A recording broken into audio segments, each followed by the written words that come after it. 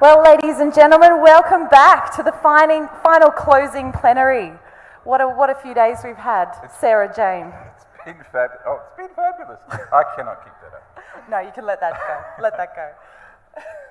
Look, I need to start with an apology to all of my fans out there who requested that I keep the dress on. I'm sorry, but you've been well and truly outnumbered by those people who are begging me to get the thing off in the nicest possible way. You're looking very, very glamorous. So now what you've all been waiting for, the panel that you've chosen, the questions that you've voted on, we would like to welcome to the stage... Oh, sorry. Woo! Dr. Stephen Barnett, the GP Supervisor, Principal ME and Medical Director of Medcast. Woo! Okay, we'll have to come back to him. So, we're calling on Dr. Graham Emblem, the Deputy Director and ME of Medical Education at GPTEC. We'd like to welcome down Dr. Melanie Smith, the RLO from GPX. Come on down, Melanie! Woo! She looks so shocked. You chose them. Let's keep going. And we've got Alison Warrington, the CEO of GPTT, Chair of Arton. Come on down. We have Dr. Paul Grinsky, the ME from MCCC, looking really surprised. Woo, give him a round of applause. Okay, and last but not least, we have Nigel Gray, the Director of Training at NTGPE. Come on down.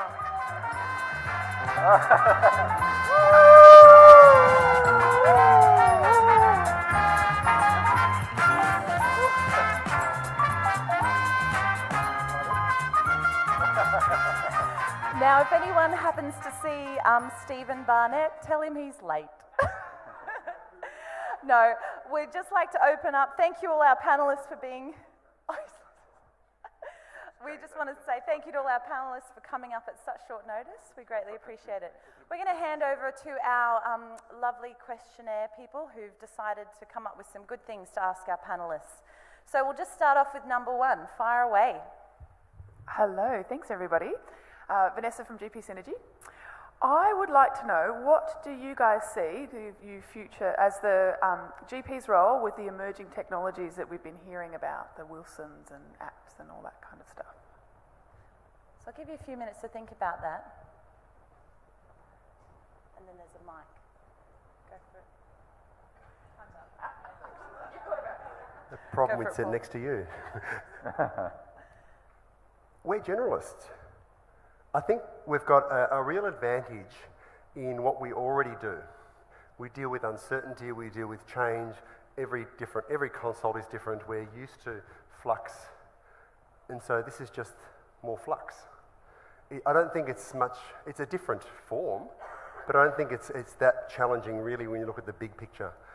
So I think it's incorporating things that we know can work, throwing out the stuff like Bastian tweeted yesterday. There are certain apps that have been shown not to work. They look shiny, but they don't actually do it.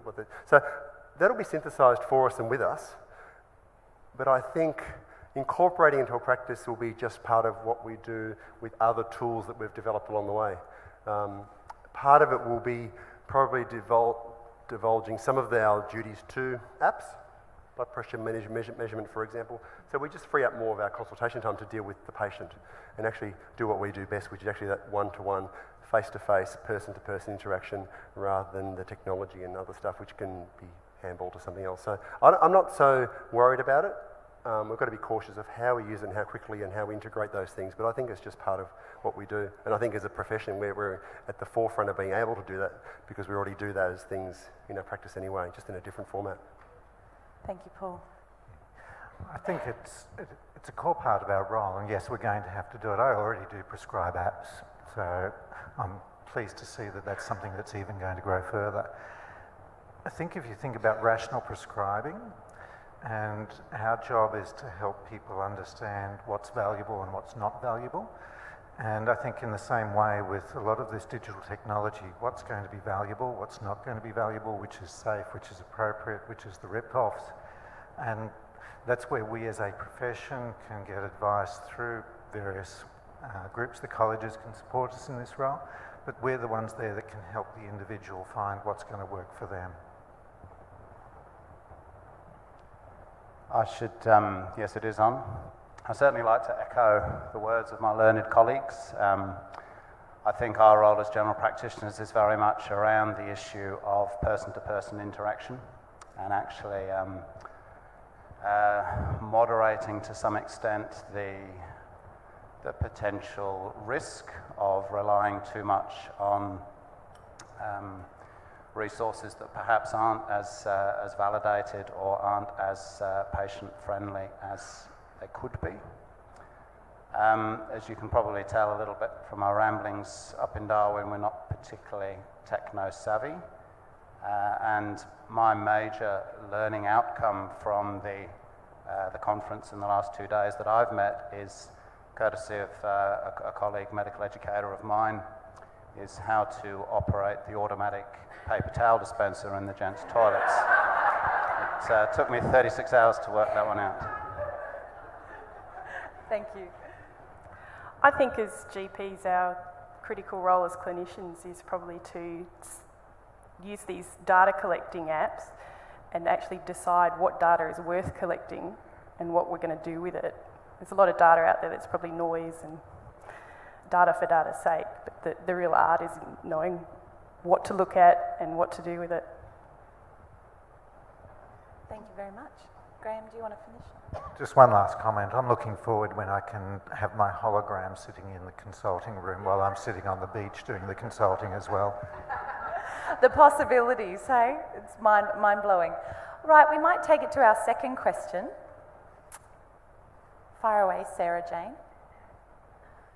Thank you. I've exercised my prerogative and power to ask not only a question but a John Buckley question. I'd be really keen to hear from each of the panellists. How will you be different next week from having been at GPTEC this week?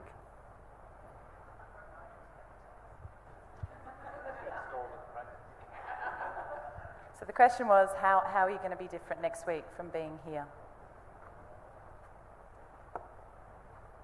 I'll go first again just because I did Paul. first time last time. Despite GP Tech and all the futurism and the tech, one of the things I've got out of going to conferences, again, going back to people, just the networking and for me, next week, rather than looking up a new app or trying more Twitter or something like that, which I don't think is going to be necessarily a big change for me it's going to be the ability to phone or tweet or email or whatever form someone across the nation as if in the room next door because you're here. And probably via the app, via the Hoover app, I can just look up your details and give you a message. But I think just the fact that we are, I mean, it's a bit of a cliche, but we're a family to some extent. And there's familiarity in just being here, even if I haven't spoken to you. I know you've experienced the same conference, and I can then say, did you go to that conference or that session? I saw you check in, what was it like? That sort of thing. I think that's more likely my take home, that I've got a bigger network, and that network is facilitated by technology, but the face-to-face is the reason I'm here, not the technology itself. Thanks, Paul. Next week, I've been inspired to start work on my first Pecha Kucha talk to give to my fellow RLOs or registrars back at GP.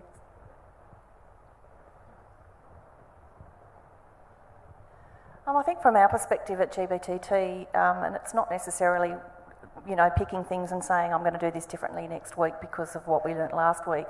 What we will be doing as a team, as we usually do, is we'll sit down and reflect on what we've actually learned, share with those that are actually not here what has been learnt, and then decide realistically what is it that we can do with the resources and the time that we have that can better make us more efficient to continue to deliver our quality training. So we can't bite it off in one go, but we'll certainly be realistic about what's going to be useful for us in the short term. I think that's a really important principle, is being able to distill down 1 or 2 points that have been critical for you and then disseminate that. We are not a closed group here, and we've got so many of our friends and colleagues who can't make it. So sharing that, I think that's vital, and reflecting. I'll learn to turn microphones on for one. For me, the networking, the relationships, I reflect on Christina Hearn's comment earlier in the year that this is my tribe, and knowing that I'm not doing this job by myself and I have my own team, but this is a much broader team, helps to encourage me. I did learn a bit about hacking this morning, and I learnt to do some self-psychoanalysis, so I'll probably have to do a bit of that next week, but I'll need some help. Thanks. Hacking. Go for it. I actually feel very invigorated from being here the last 2 days. In the role that I have, as many of you have, there can be times when the demands and the travel and everything else can be quite wearing, but I actually feel really, as I say, invigorated from being here the last couple of days, and that's because, as Paul and Graham and Alison have said, it's being amongst like-minded colleagues, and I've been very proud the last 2 days to see a number of our educators from the Territory, and no apologies for that. I think they've done an excellent job in the presentations that they've put forward, but what that has done has then allowed for the introduction of other ideas and the sharing of ideas and innovation. So I actually feel maybe we haven't got enough time left after all to put everything into place that we've learnt this week. So invigorated is how I feel. Thank you so much. So we might move to question number 3, and we will have some time for just general audience questions. So given the expertise on this panel, please if you think of something that you'd really love to ask, have a think about that. So question number 3. Oh, hi, James Aiken. I'm a supervisor with Synergy. The last few days we've been talking a lot about the future, and obviously with GP training there's been a lot of changes in the last few years. I was just interested in what the panel thought, what will GP training look like in 5 years' time? It's a hard one. Have a think about it. Well, we've had a futurist yesterday, and if we follow his line, then we'll be really not sure. I think that there's so many uncertainties as to where we're going over the next 5 years. I believe that it'll still be the apprenticeship model. I don't believe that general practice can be learnt out of a book or from online modules or from a university course. I still think that the cornerstone of experience within a general practice with a supervisor is going to be critical for the future of GP training, and I would hope that that never disappears. The structures that support that, what I don't know. We've seen major change this time. There are rumours around of whole different systems of funding and support networks, and to some extent they're at the whim of the government and the colleges.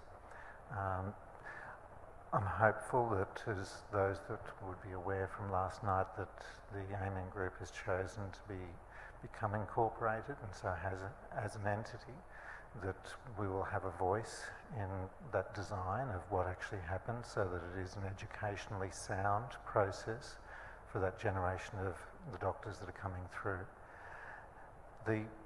Whether it's user pays, whether it is funded for those that are in need, I'm not sure, and I don't know whether there's benefits with different models, but I still believe the cornerstone will stay the same. Thanks, Graham. I think I'd support that, Graham, but I do think that we also, whilst to some extent we're influenced by college and funders, I think we do have the opportunity as the technical experts. We're the guys that have been doing it for a long time, I believe, and I think we need to make it clear, provide a clear voice that actually the way that it's done currently with the apprenticeship model, using educators, using supervisors, using cultural educators and other staff has been successful. And I would hope that, yes, there might be a slightly different model and the funding might be questionable, but I do think it's imperative upon us to actually put forward the philosophical and the strategic viewpoint that how it's done at the moment is actually the right way to do it. Thank you. I'd echo those statements too. I think we're going to see some significant change to certain aspects of training. I suspect the basics will remain the same, an apprenticeship model. I think we're going to have to be innovative about the kinds of placements that are made available to registrars, because I think we're probably reaching saturation point for numbers of registrars. And I think that funding is going to be an area of huge change, but I suspect that's going to happen to general practice as a whole, as a profession as well. I'm going to take a contrary view just to, or partly for the sake of it, but I think just maybe not 5 years, maybe 10 years. It'll be self-funded.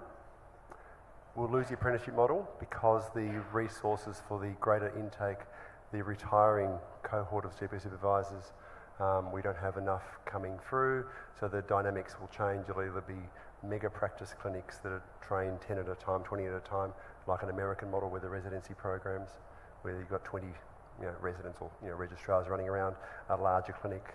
I think the dynamics of the political environment, the funding environment, and also our profession's demographics are going to force change in a way that is reluctant. We were going to be reluctant. I don't think anyone here is really going, oh, that's awesome. But I'm struggling to see any of the alternative models that are being proposed. They're going to stop that tidal wave that's coming. So I think maybe not 5 years, but 10 years, we're going to have to be, more flux, but big time. And Paul, if that is the case, if you see that as a potential future, how do you see ME's roles in that? How can we retain some of the art of healing that we do in these mega centres? I hope they're not mega centres, but it may well be. I think the role of the medical educator, and I include supervisors with that, so we're all educating in it from a medical sense, will become even more important. It'll be probably more formalised and structured and less ad hoc, but we need to retain that one-to-one relationship with our learners, and we're going to have more of them, so there will have to be systems in place to support us as educators. But I think our role will be actually more important, otherwise the learner will get lost in the sea of crapness. Do any of the panellists want to add their 2 bits to that thought or idea?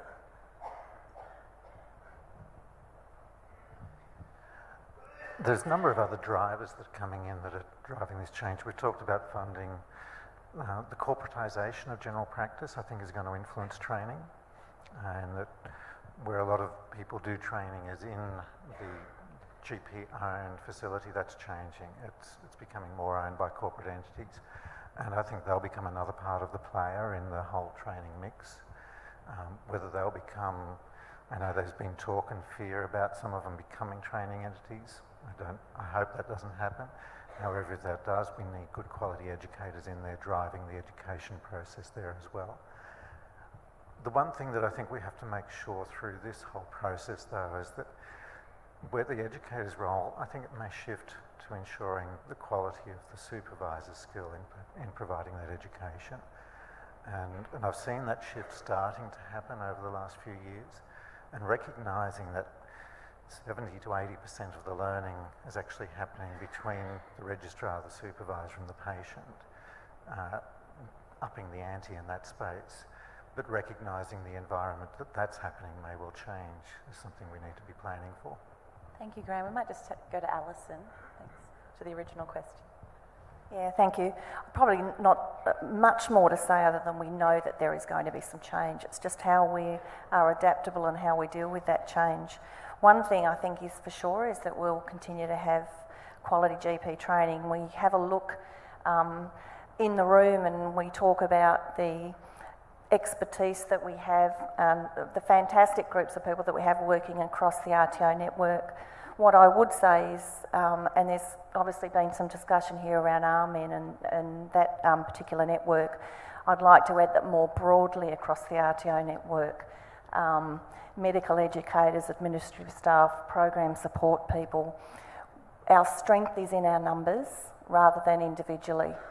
So there is very much a network out there that I think will play a role in terms of working together to ensure that we sustain a model that we will be all satisfied with, whatever happens. Thank you so much, Alison. We might just open it up to the floor. We've only got a few minutes left. We've actually got about 15 minutes left. So, lovely Sarah Jane, are you happy to hand the mic around? Just put up your hand if you'd like to. Yep, just up the back there.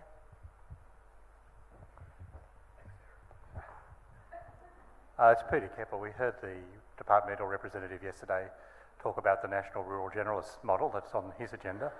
Perhaps now that we've had the Queensland model going for some time, I'd like to hear from the Queensland representative on the panel, whether he would like to tell us from the RTO point of view some of the lessons and opportunities, because it looks as though this might take off in other states as well.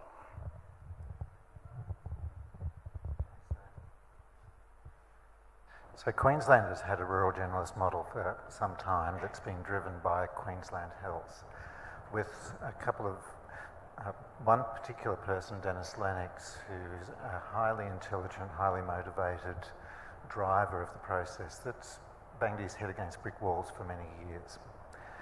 The model now has an intake of 80 students or junior doctors per year, and they select people very early on.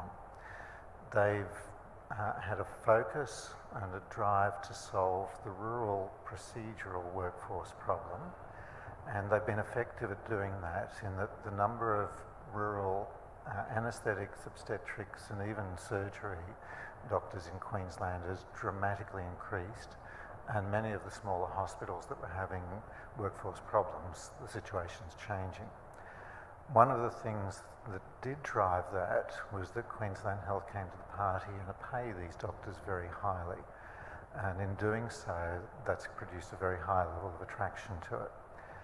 The problem they're now facing is that they're reaching saturation both in availability of the skills in those procedural disciplines, and they're looking at moving to the cognitive disciplines, your medicine, your mental health, your paediatrics, and the Indigenous health, so that they're getting those sort of skilled people out in the communities. A lot of those positions won't attract the same high-paid positions at the end because they won't be Queensland Health employees, they'll be employed within the general practice. Some of the lessons that Queensland does work differently in some ways, in that these people remain employees of Queensland Health, and there's been big challenges in a lot of the rural communities where the registrar numbers have been sucked up by the rural generalist, and there's been far fewer registrars available for the general practices in those communities, and the practices function quite separately from the hospital in many communities. So there's been challenges working around that. There's been challenges working with a program that has its own designs and goals that can be slightly different to what the RTO. But what we've found is that working with them, with very regular meetings and sharing of the experiences and the expectations, that we've been able to find a very effective way of moving forward with a lot of those challenges. And so now there's quite a high level of trust between the rural generalists and the RTOs within Queensland, with a problem-solving approach rather than a butting of heads. Where it will go within the rest of the country, I think you really need the RTO plus the rural generalist group plus the state health working together, and with the HHS or your hospital sectors being split within the state can make challenges. Fortunately, we still have an overarching agreement between regions that sometimes causes problems. So it's a matter of getting all the players around the table and mapping it out effectively. Thank you, Graham. Any other questions from the audience? Okay, I've got a question. I would like to see what you would suggest as far as how you personally will be embracing the future in your roles currently.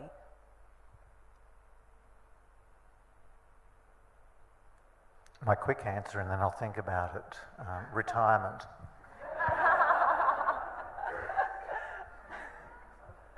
My equally quick answer, unfortunately, is emigration, but that'll be a temporary blip. Embracing people, embracing. I've always disliked the questions like, give me a 5-year, 10-year plan. My long-term plan was to get up this morning, so I'm now running on whatever happens. And for me, it's a bit making sure that I and we maybe retain a bit of that sense of just curiosity and rather than overly plan, because you can't, we saw yesterday's plenary, your predictions of the future are going to be way off, even though those futurists who are apparently expert in predicting are way off a lot of the time, and they're correct a lot of the time. So it's a matter of not trying to pick which one's going to be right or wrong, but just being flexible with the things and rolling with the tide. And so I don't know what my answer is, but my approach hopefully will remain the same, but just to roll with it. I really like the concept of curiosity, and I think when we hear things about these new technologies and when we're overwhelmed by some of the futuristic ideas, remaining curious and I think flexible and embracing innovation as a way of how we can do our jobs better. So I think, curiosity is a good one. Go for it. I think as a registrar who's hoping to become a medical educator in the future, I think a lot of the things I've learnt here about the future of new and interesting ways of teaching and learning are things I'm going to be hanging on to and hopefully putting into practice, and learning to be brave and put myself out there using the technologies that many people here have shown us, things like that Nicole's talked about, and I think that's been pretty inspirational, so I'd like to try and grab some of that and take that into my future. Great, thank you. One of the values that GPTEC has that we work to is adaptability. And I think that no matter what the future looks like, we just need to be able to adapt to whatever that is and to whatever situation we as a group or as an individuals are faced with at any time. So that's, I think a key. Thank you. So retirement, curiosity, adaptability, immigration. I will have my thought through answer now. As I've looked at what's happened to general practice and healthcare over the last 30, 40 years, and we've seen technology come in big ways in medicine. And one of the things that I saw being lost over the years was the art of healing. And for me, whatever happens in terms of the technology that comes through, all the big information, the big data that happens, I'll be working hard to make sure that that art of healing doesn't disappear from the role of the GP. Because I think if we lose that, we've lost our identity. Thank you so much. One last comment before we go to our final question. Well, firstly, Graham, well said. Very well said. Secondly, I think also as educators, what these last 2 or 3 days has reminded me about is the versatility that there is. It's not just about technology. There's a lot we can learn from technology and help technology, or for technology to help us develop. But I think the versatility of the different ways of supporting people and of educating people to become a healing general practitioner is what one of the big takeaway messages that I'll get from here. Thank you. Just over the final question. Thank you. Michael Fasher, Synergy, Western Sydney. I really love being part of this tribe and find it very inspiring. I'm very grateful to be here. Thank you, Synergy. We haven't heard much about the move from volume to value. We haven't heard much about the growth of the patient-centred medical home, and we haven't heard much about the growth of effective teams. So if an old-fashioned time and management expert were to follow me around for the day, they'd find that at least a third of my time is spent doing stuff that other people could do. I think that teams will emerge so that doctors end up doing what only doctors can do, nurses end up doing what only nurses can do, and medical receptionists in Western Sydney are now being trained in TAFE as medical assistants. I think the ground is changing under our feet in fascinating ways which are going to benefit the joy of the practitioner and better care for the patient. So just some comments from the panel about the concept of medical teams and where we're headed. Certainly in the Territory, Michael, it's been our experience for a little while, PGPPP program beforehand and registrars now and throughout, of actually working in teams in communities, remote Aboriginal health communities particularly, but the value of having a medical practitioner work within a team and the opportunity that then that provides for them to reflect on their role, yes, their skill set, but also how that might contribute to a team. We've found that to be hugely valuable in building them as individuals. We've actually believed that it helps them to attain college assessment success, but that's a relatively small fry outcome. But just in terms of building them as individuals in the interests of healthcare, working in such teams and having a particular place in such a team without necessarily being the leader of it has been really developmental. I'm just reflecting on, I had a chance to sit in a US clinic, that one I described, sort of a large clinic with 20 odd registrars running around and the doctors, and I sat in with the doctor for an afternoon, and the patient had been booked in, they'd been triaged by reception/nurse, then seen someone for preemptive counselling or something like that. Then someone else worked them up in terms of all the, basically a full physical type of thing, collated all the results. They got to the doctor, everything was basically there. Then the patient arrives, there's a body as well as results, and I'm using that term deliberately. It was analysed, the doctor then worked out the treatment plan, and the patient then moved through the system to the physio and the nurse practitioner, and it was conveyor beltish, and the art of healing was not apparent at all, and that's where I fear. There's absolute value and necessity to us free to utilise teams, divulge those things we don't need to do. We're not overqualified for certain jobs, and I suppose the challenge is the balancing up of what we do well and retaining the opportunity to do that, and not being part of a cog of a wheel that you just lose all that and we're just basically a referral to someone else rather than a healer. Some of this will be what we choose, and as a profession, I fully believe teams are critical because the power of one is just one. When you bring a team together, you get multiplier effect, and being an effective member within a team, I think, is a skill that all of the new GPs coming through need. It's also going to be externally driven by the way that policymakers treat us. I think I've got the figures right. When I looked at the OECD data around number of doctors per head of population, the country that has the most is Greece, which surprised me.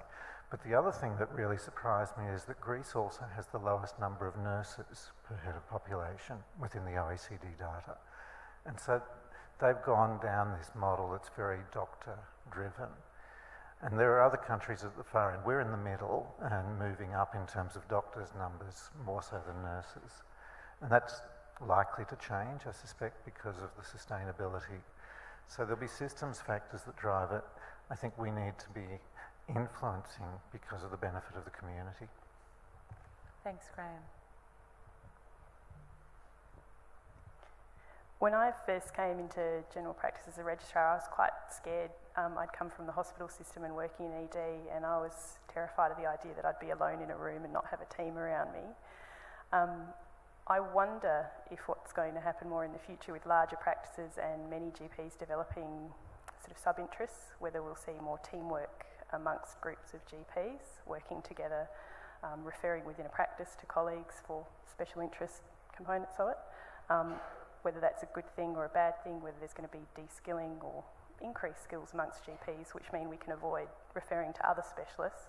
I don't know, but I wonder if that's the way it's going to go. Thank you so much, Melanie. It's interesting that the concept of being able to influence how we want to practice, and I really take away the fact that 1/3 of your time doing something that you think someone else could do, and how we can maximise, the skill sets of other team members. So just before we close this panel, I just wanted to allow probably one more question, because everyone's done very well. You've got 5 minutes. If there's anyone else who'd like to make one more closing comment.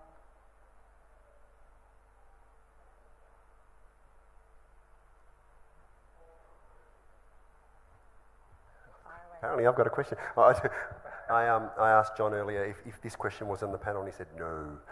But apparently it is now. My question was, what can, and this is not aimed at GP Synergy per se, but it can be useful for that, what can conference organisers do to optimise a conference experience for the organisations and the individuals attending? I actually put this on Facebook and we got massage, coffee, tattooists.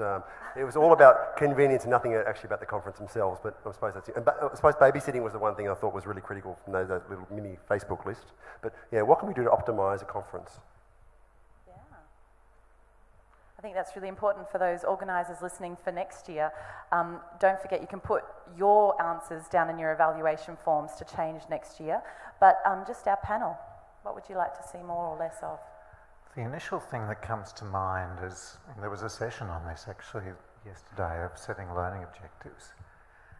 When we sit down and think about we're going to run an event of some kind, the first question that we have to answer is, how do we want the people who come to this event to be different at the time they leave?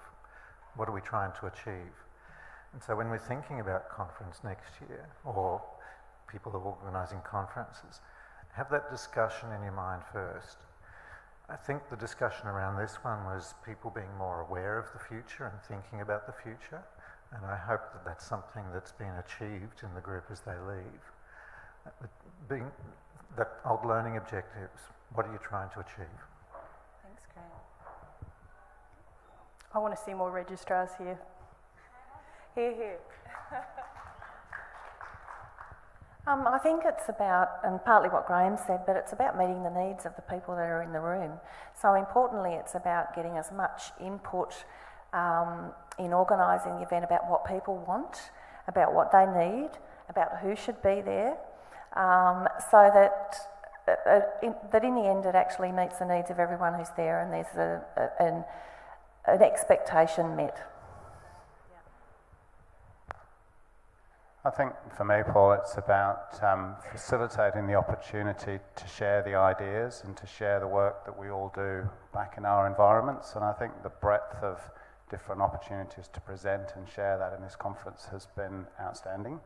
But I think that would be my underlying philosophy, is for everyone to feel they have the opportunity to showcase what they do, and therefore perhaps broadcasting what that might be significantly in advance so people can actually work towards it. Can I answer my own question? While everyone was talking, I was just reflecting on my own question.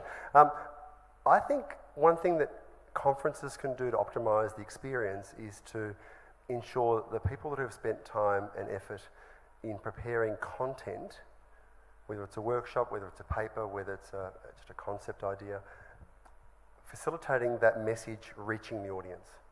And so not upskilling, but improving the skills of the presentation skills.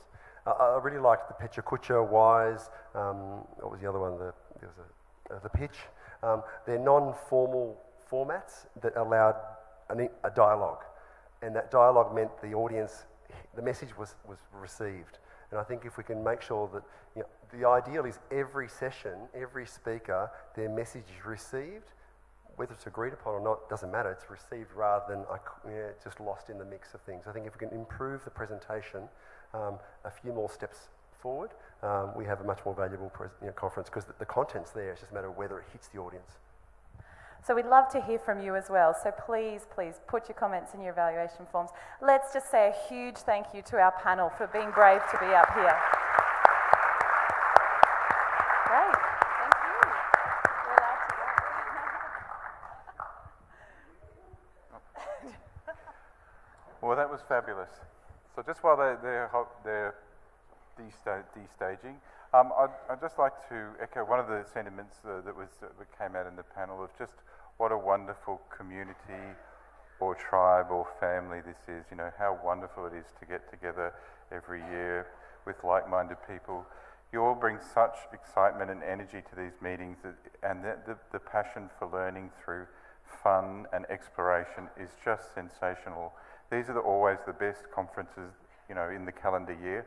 And it's not so much about the presentations, it's about the energy of the people that come to these things. So I would just like you all to give yourselves and your colleagues a big round of applause. Thank you, everyone.